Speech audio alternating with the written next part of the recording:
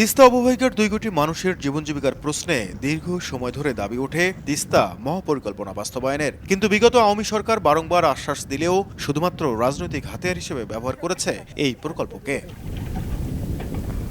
তিস্তাপাড়ের বাসিন্দাদের আন্দোলনের মুখে গণঅভ্যুত্থান পরবর্তী সরকারের তরফ থেকে উদ্যোগ নেওয়া হয় মহাপরিকল্পনা বাস্তবায়নের। উত্তরের ৫ জেলায় আয়োজন করা হয় গণশুনানিরও। পানি সম্পদ উপদেষ্টার তরফ থেকে ঘোষণা আসে ২৬ সালের জানুয়ারিতে চীন ও বাংলাদেশের যৌথ বিনিয়োগে আনুষ্ঠানিকভাবে উদ্বোধন করা হবে বহুল আকাঙ্ক্ষিত মহাপরিকল্পনার কাজ, যা শেষ হবে পরবর্তী ৫ বছরে। আমাদের প্রকল্প দলিলে লেখা আছে কাজ শুরু হবে জানুয়ারি ২০২৬-এ।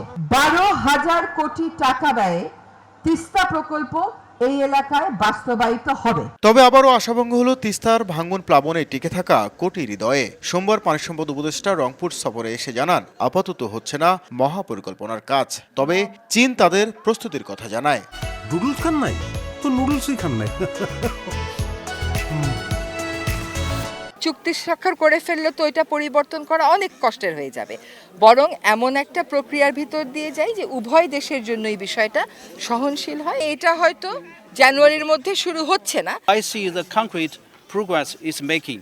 So we are on the process to promote this project. অধিকার কর্মীরা বলছেন, অন্তর্বর্তী সরকারের ঘোষণায় যে প্রত্যাশার আলো জেগেছিল তা হতাশায় রূপ নিয়েছে। তবে মহাপরিকল্পনা বাস্তবায়নে আন্দোলন চালিয়ে যাওয়ার ঘোষণা তাদের। একটা সুনির্দিষ্ট তারিখ দেবার পরে যখন এটি পিছিয়ে গেছে এবং পুনরায় যাচাই বাছাই এবং অন্যান্য কিছুর নামে যখন এটা পিছাচ্ছে, তখন আমরা একটু আশঙ্কাগ্রস্ত হই। আমরা তিস্তাপাড়ের মানুষ, আমরা সংগ্রাম করে জীবন জীবিকা নির্বাহ করি।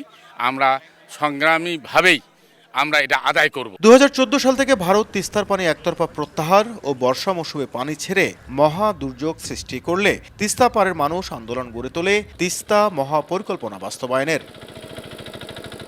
নাজমুল ইসলাম নিশাত, সময় সংবাদ, রংপুর।